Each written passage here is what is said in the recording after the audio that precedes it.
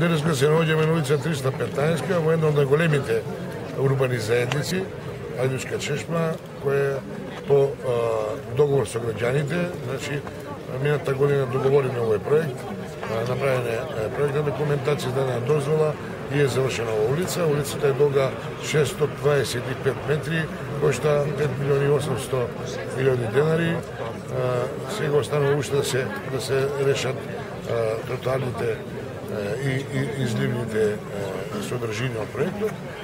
Сметам дека на овој начин докажуваме дека како што и зацртано во нашата развојна програма и во програмата на нашата партија, кога наставуваме на изборите заедно со коалицијските наши партнери во Советот, дека секој дел, секоја урбана заедница има еднакви права и можности кои треба да ги има. Значи, со решавање на канализациона, водоводна мрежа, патна инфраструктура, осветление и она што значи урбано живење. Ова година во развојната програма на општина Куманово 60%, повеќе од 50% се средства наменети за приградските населби. Гледате дека најголемите проекти се во приградските населби, тоа е наша зацртана агенда и во спортските објекти, така ќе настапуваме и натаму.